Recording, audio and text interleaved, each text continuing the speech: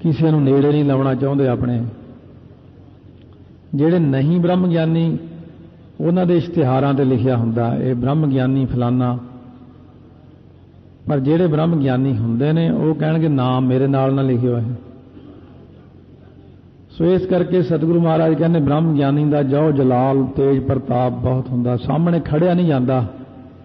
जिन्हां अंदर संपूर्णता आ जाती है उन्हां वल कोई देख भी नहीं सकता, उन्हां दी अखां वल देखना, चेहरे वल तकना बहुत औखा हुंदा, क्योंकि प्रताप ही इन्ना ज़्यादा हुंदा उन्हां दा।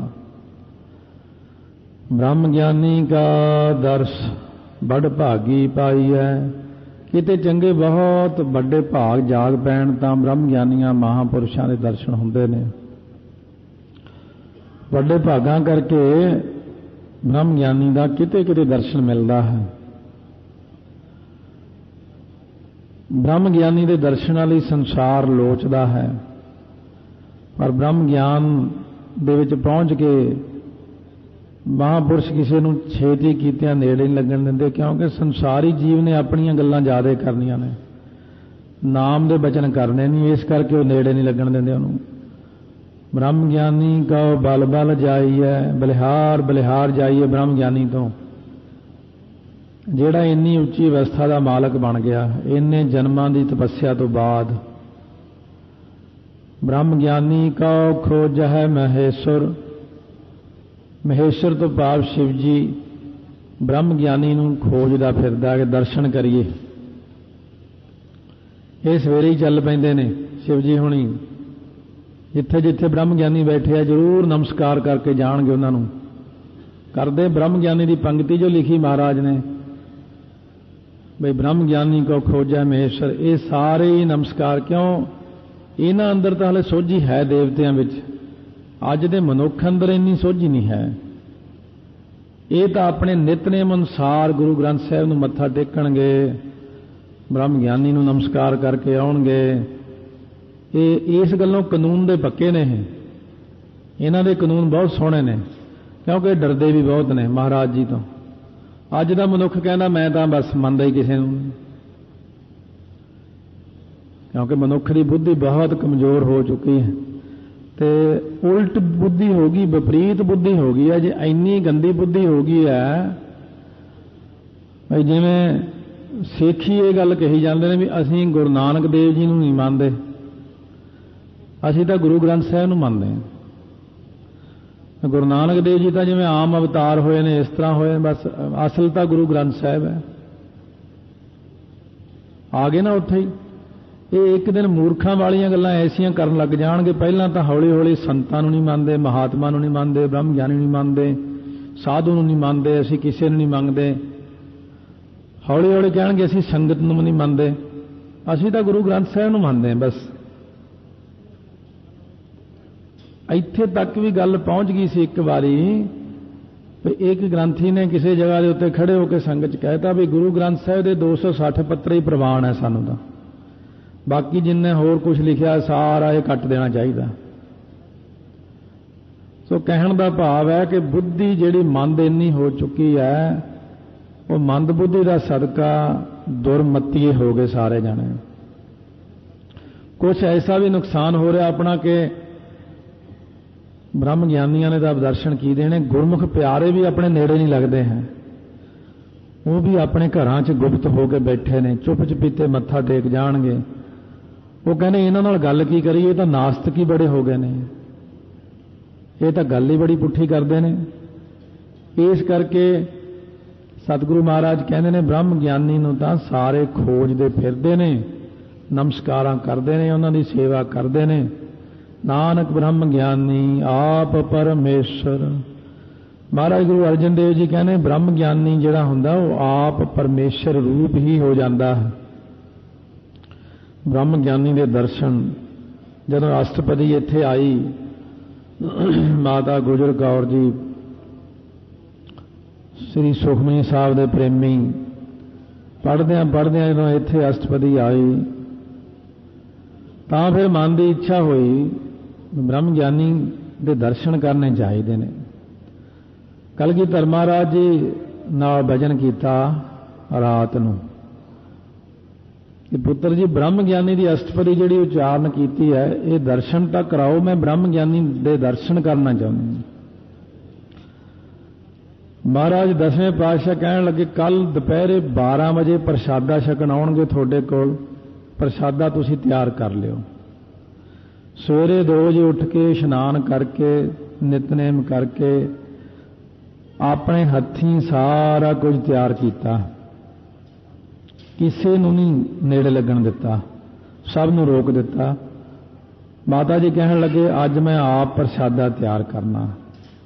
चौंकी सोहनी सजा ली, थाल दे विच प्रसादा छका के बई छकावांगे, इहदे च उपर बस्तर पा के चौंकी ते सजा के जल रख लिया, तैयारी कर ली। एक बड़ा सोहना फुल्लां दा सेहरा तैयार कर लिया। हुण समा बिल्कुल हो गया। इधरों बाबा गुरबख्श सिंह जी राम कुआर नूं खबर करती महाराज ने अंतरीव कि आ जाओ, माता जी याद करते तुहानूं। बाबा जी ने रात नूं संगत नूं कहा सवेरे 4 बजे श्री आनंदपुर साहब नूं चलना है। सारी संगत तैयार हो गई, 4 बजे चले।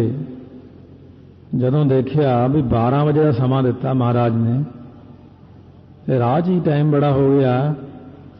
बाबा जी संगत नूं कहने मैं जरा तेज चलदा, तुसीं आ जाओ हौली हौली। बाबा जी ने घोड़ी भजा के तेज की, 2-3 किलोमीटर अगे आके एकदम अलोप हो के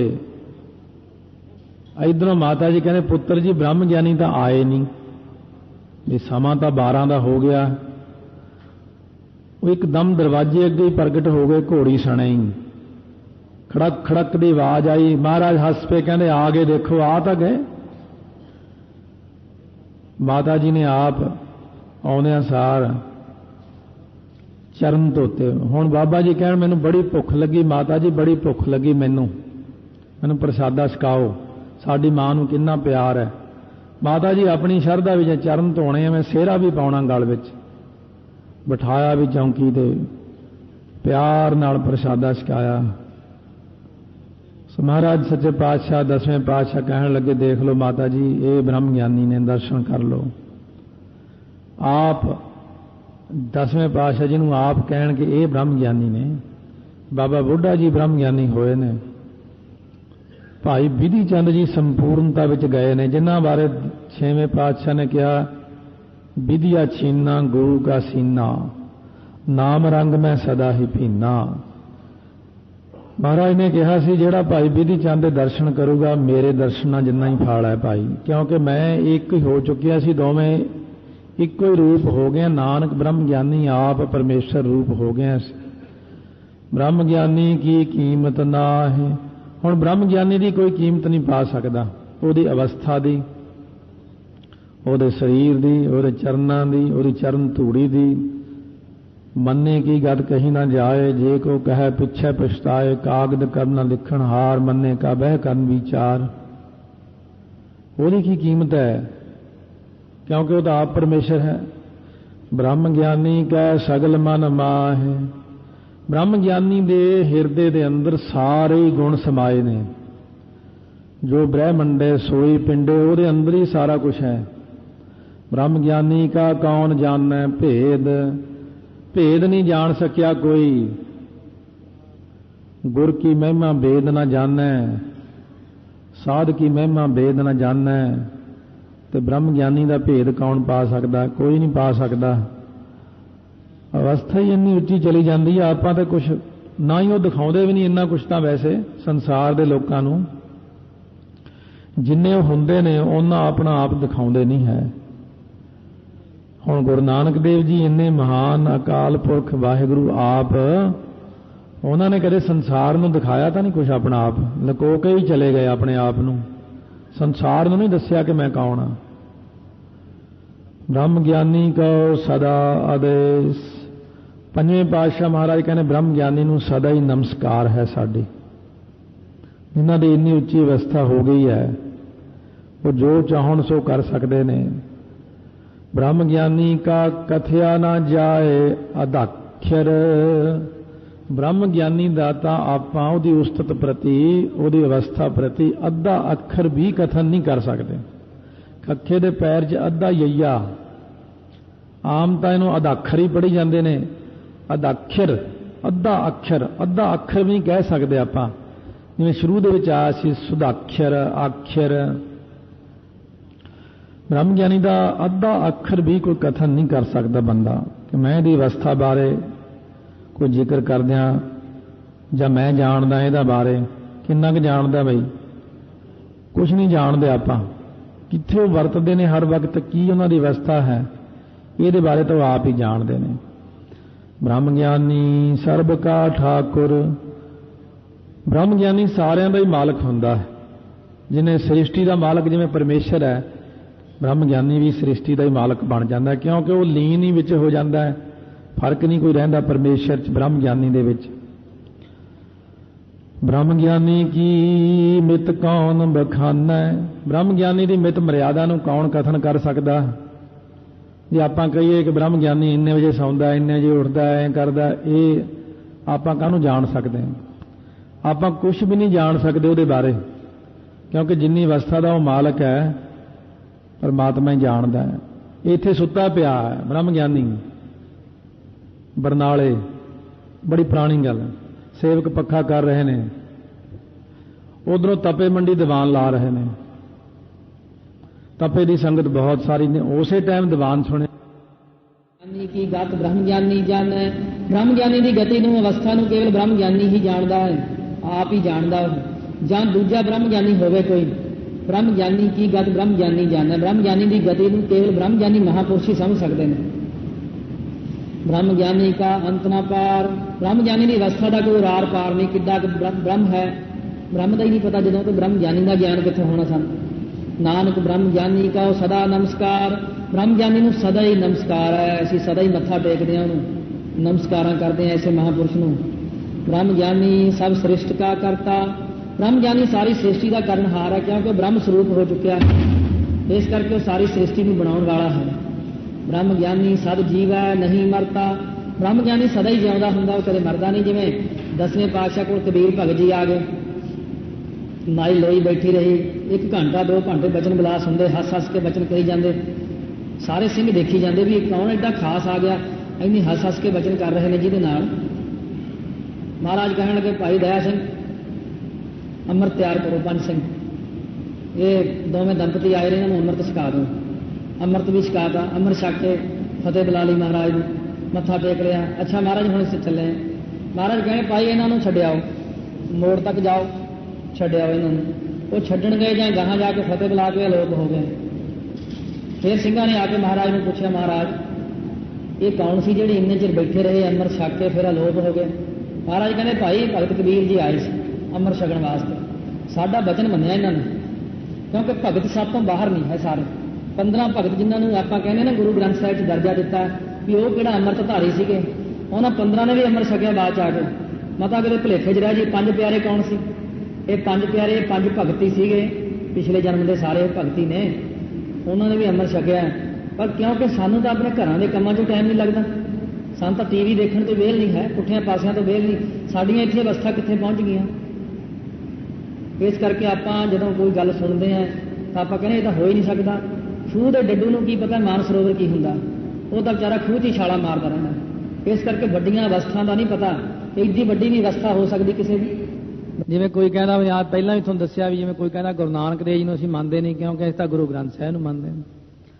वो गुरु नानक देव जी आप निरंकार ही तां शब्द रूप ने। महाराज गुरु नानक देव जी तां हुण अपने कोल बैठे ने, गुरु नानक देव जी तां आप ब्रह्म ने, आप नारायण कला धार जग में परवरिओ। इस करके मंद बुद्धि वाले लोग जिहड़े ने, इन्हां दी बुद्धि दे विच फर्क पै गया। ये किते कोई भी नहीं जाता है, सारे सदा ही हाजिर ने। ये अपनी अखां ही अंधियां ने भी आपां नूं नज़र नहीं आउंदा कि भाई मती दास बाबा सो सती राम जी, भाई दयाला जी बई इत्थे हुण नहीं, हो तां बड़ी टाइम पहलां चले गए ना, वो किते भी नहीं गए है, वो सदा ही हुण भी साडे कोल हाजिर ने। वो आपां नूं देखदे ने भी आ बैठे ने, ਆ ਸਾਰੇ ਗੁਰਸਿੱਖਾਂ ਨੂੰ, ਉਹਨਾਂ ਨੂੰ ਪਤਾ ਕਿਹੜਾ ਕਿਹੜਾ ਬੰਦਾ ਰਹਿਤ ਵਾਲਾ, ਕਿਹੜਾ ਰਹਿਤ ਛੱਡੀ ਫਿਰਦਾ, ਕਿਹੜਾ ਬੰਦਾ ਕਿੰਨਾ ਨਾਮ ਜਪਦਾ। ਉਹਨਾਂ ਨੂੰ ਹਦਾਇਤ ਹੀ ਇੰਨੀ ਹੈ ਵੀ ਜਿਹੜਾ ਸਿੱਖ ਰਹਿਤ ਮਰਿਆਦਾ ਵਿੱਚ ਪਰਪੱਕਤਾ ਰੱਖਦਾ ਉਹਦੇ ਵੱਲ ਪਈ ਹਮੇਸ਼ਾ ਧਿਆਨ ਰੱਖੋ। ਉਸ ਸਿੱਖ ਨੂੰ ਤੱਤੀ ਵਾਹ ਨਹੀਂ ਲੱਗਣੀ ਚਾਹੀਦੀ। ਰਹਿਤ ਮਰਿਆਦਾ ਵਾਲਿਆਂ ਦੇ ਉੱਤੇ ਹੀ ਤਾਂ ਪਹਿਰਾ ਰੱਖਦੇ ਨੇ ਇਹ, ਜਿਹੜੇ ਰਹਿਤ ਤੋਂ ਢਿੱਲੇ ਪੈ ਜਾਂਦੇ ਨੇ ਉਹਨਾਂ ਨੂੰ ਛੱਡ ਦਿੰਦੇ ਨੇ।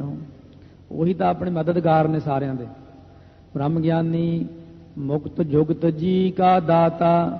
ਬ੍ਰਹਮ ਗਿਆਨੀ ਤਾਂ ਸਾਨੂੰ ਮੁਕਤ ਦੇਣ ਵਾਲਾ ਹੈ, ਜੁਗਤੀਆਂ ਦੱਸਣ ਵਾਲਾ ਹੈ, ਸਾਡਾ ਜੀ ਦਾਨ ਦੇਣ ਵਾਲਾ ਦਾਤਾ ਹੈ, ਨਾਮ ਦਾਨ ਦੇਣ ਵਾਲਾ ਦਾਤਾ ਹੈ, ਸਾਨੂੰ ਆਤਮਿਕ ਜੀਵਨ ਦਾਨ ਦਿੰਦਾ ਹੈ। ਬ੍ਰਹਮ ਗਿਆਨੀ ਹੀ ਕਰਦਾ ਹੈ, ਕਿਉਂਕਿ ਵਾਹਿਗੁਰੂ ਦਾ ਹੁਕਮ ਹੈ। ਬ੍ਰਹਮ ਗਿਆਨੀ ਨੂੰ ਹੀ ਸਾਰੇ ਕਾਰਜ ਸੌਂਪ ਦਿੰਦੇ ਨੇ ਪ੍ਰਮਾਤਮਾ ਵੀ ਜਾਓ ਵੀ ਆਪੋ ਆਪਣੇ ਥਾਂ ਤੇ, ਇੰਨੇ ਇੰਨੇ ਥਾਂ ਤੁਹਾਨੂੰ ਦਿੱਤੇ ਨੇ, ਇੰਨੇ ਇੰਨੇ ਥਾਂ ਦੇ ਉੱਤੇ ਕਰਮ ਕਰਨਾ। ਬ੍ਰਹਮ ਗਿਆਨੀ ਪੂਰਨ ਪੁਰਖ ਵਿਧਾਤਾ। ਪੂਰਨ ਪੁਰਖ ਵਿਧਾਤਾ ਰੂਪ ਫਲ ਪ੍ਰਦਾਤਾ। ਲੇਖਾਂ ਨੂੰ ਲਿਖਣ ਵਾਲਾ ਵੀ ਬ੍ਰਹਮ ਗਿਆਨੀ ਆਪ ਹੀ ਬਣ ਜਾਂਦਾ। ਸੋ ਇਸ ਕਰਕੇ ਜਦੋਂ ਭਾਈ ਸਹਿਬਾਜ ਸਿੰਘ ਸੁਬੇਗ ਸਿੰਘ ਨੂੰ ਪਕੜ ਲਿਆ, ਮੁਸਲਮਾਨ ਬਣਨਾ ਮੰਨ ਗਿਆ ਸਹਿਬਾਜ ਸਿੰਘ, ਤਾਂ ਆ ਕਰਕੇ ਤੁਰਕ ਕਹਿਣ ਲੱਗੇ ਸੁਬੇਗ ਸਿੰਘ ਭਾਈ ਨੂੰ ਕਿ ਤੇਰਾ ਪੁੱਤਰ ਤਾਂ ਮੰਨ ਗਿਆ, ਤੂੰ ਵੀ ਮੰਨ ਜਾ। ਤਾਂ ਭਾਈ ਸੁਬੇਗ ਸਿੰਘ ਬ੍ਰਹਮ ਗਿਆਨ ਦੇ ਵਿੱਚ ਸੰਪੂਰਨ ਸਨ। ਅੰਤਰਜਾਮਤਾ ਨਾਲ ਜਦੋਂ ਦੇਖਿਆ ਧਿਆਨ ਲਾ ਕੇ ਵੀ ਉਹਦੇ ਮੱਥੇ ਤੇ ਲਿਖਿਆ ਵੀ ਇੱਕ ਵਾਰ ਮੁਸਲਮਾਨ ਬਣੇਗਾ। ਕਹਿੰਦੇ ਮੈਨੂੰ ਇੱਕ ਵਾਰ ਮੇਰੇ ਪੁੱਤਰ ਨੂੰ ਮਿਲਾ ਦਿਓ। ਜਦੋਂ ਲੈ ਕੇ ਗਏ, ਪੈਰਾਂ 'ਚ ਬੇੜੀਆਂ ਪਾਈਆਂ ਹੋਈਆਂ ਨੇ, ਜੇਲ੍ਹ ਦੇ ਵਿੱਚ ਜਦੋਂ ਅੰਦਰ ਲੈ ਕੇ ਸਲਾਖਾਂ ਦੇ ਬਾਹਰ ਖੜਾ ਕਰਤਾ, ਉਧਰੋਂ ਪੁੱਤਰ ਨੂੰ ਮਿਲੇ, ਕਹਿੰਦੇ ਥੱਲੇ ਸਿਰ ਕਰ ਆਪਣਾ। ਜਦੋਂ ਬਿਲਕੁਲ ਥੱਲੇ ਮੱਥਾ ਟੇਕਣ ਵਾਂਗੂ ਸਿਰ ਕੀਤਾ, ਭਾਈ ਸਾਹਿਬ ਨੇ ਆਪਣੇ ਜੋੜੇ 'ਚੋਂ ਸੱਜਾ ਚਰਨ ਕੱਢ ਕੇ ਉਹਦੇ ਮੱਥੇ ਤੇ ਚਰਨਾਂ ਦਾ ਅੰਗੂਠਾ ਫੇਰ ਦਿੱਤਾ ਚੰਗੀ ਤਰ੍ਹਾਂ। ਉਹ ਲੇਖ ਹੀ ਮੇਟ ਦਿੱਤਾ ਉਹਦਾ। ਕਹਿੰਦੇ ਲੈ ਭਈ ਹੁਣ ਬਣਾ ਕੇ ਦਿਖਾਓ ਮੁਸਲਮਾਨ ਇਹਨੂੰ। ਉਹ ਜ਼ੋਰ ਲਾ ਹਟੇ, ਚਰਖੜੀ ਤੇ ਚੜ੍ਹ ਕੇ ਸ਼ਹੀਦੀਆਂ ਪ੍ਰਾਪਤ ਕਰ ਗਏ, ਪਰ ਮੁਸਲਮਾਨ ਨਹੀਂ ਬਣੇ। ਇਹ ਬ੍ਰਹਮ ਗਿਆਨ ਦਾ ਹੀ ਤਾਂ ਫਲ ਹੈ।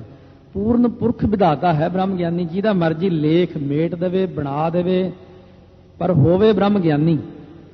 ਇਹ ਨਾਲ ਗੱਲ ਜ਼ਰੂਰ ਮੈਂ ਕਹਿਣਾ ਕਿ ਨਕਲੀ ਬ੍ਰਹਮ ਗਿਆਨੀ ਨਾ ਹੋਵੇ। ਨਕਲੀ ਤਾਂ ਬਹੁਤ ਨੇ, ਅਸਲ ਵਿੱਚ ਬ੍ਰਹਮ ਗਿਆਨੀ ਹੋਵੇ। ਅਸਲ ਬ੍ਰਹਮ ਗਿਆਨੀ ਤਾਂ ਬੜੇ ਕੌਤਕ ਕਰਦੇ ਮੈਂ ਦੇਖੇ ਨੇ ਆਪਣੀ ਅੱਖੀਂ।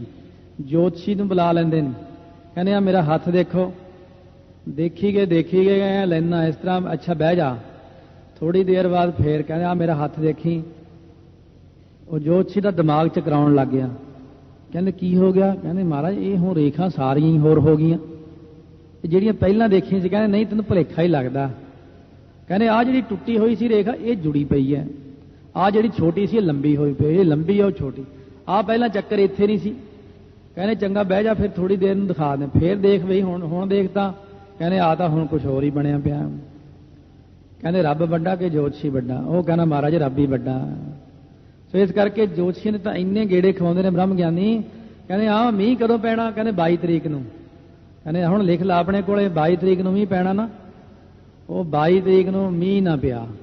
ਜੋਤਸ਼ੀ ਦੇ ਘਰੇ ਚਲੇ ਗਏ, ਕਹਿੰਦੇ ਮੀਂਹ ਨਹੀਂ ਪਿਆ। ਕਹਿੰਦੇ ਜੀ 22 ਨੂੰ ਪੱਕਾ ਪੈਣਾ ਚਾਹੀਦਾ ਸੀ। ਕਹਿੰਦੇ 23 ਨੂੰ ਪੈਣਾ, ਕੱਲ ਨੂੰ ਪੈਣਾ ਮੀਂਹ, ਤੇਰੀ ਜੋਤਸ਼ ਗਲਤ ਹੋ ਗਈ। ਇਸ ਕਰਕੇ ਇਹਦਾ ਸਾਰਿਆਂ ਦੇ ਗੇੜੇ ਖਵਾ ਦਿੰਦੇ ਨੇ। ਜਿਹੜਾ ਮਾੜਾ ਮੋਟਾ ਵੀ ਬੋਲੇ ਨਾ ਅੱਗਿਓਂ, ਉਹਨੂੰ ਹੋਰ ਹੀ ਕੁਝ ਦਿਖਾ ਦਿੰਦੇ, ਰੇਖਾਵਾਂ ਨੂੰ ਮੇਟ ਦਿੰਦੇ ਨੇ, ਰੇਖਾਵਾਂ ਨੂੰ ਬਣਾ ਦਿੰਦੇ ਨੇ। ਸਭ ਕੁਝ ਕਰਨ ਲਈ ਸਮਰੱਥ ਨੇ, ਪਰ ਗੁਪਤ ਹਨ।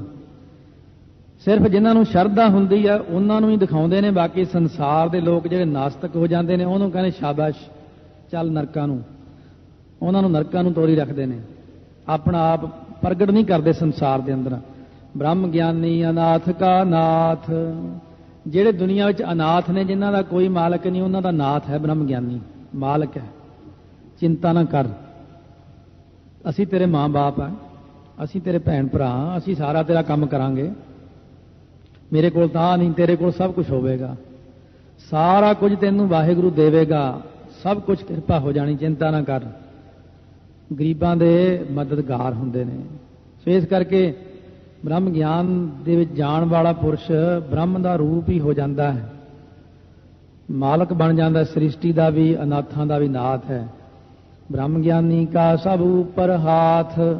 ब्रह्म ज्ञानी का हमेशा किरपा रूपी हथ सारिਆਂ ਦੇ ਉੱਤੇ ही रहता है, क्योंकि वो तो अपना ही रूप देखते हरेक च भी ब्रह्म ही ब्रह्म है, ब्रह्म ही ब्रह्म है।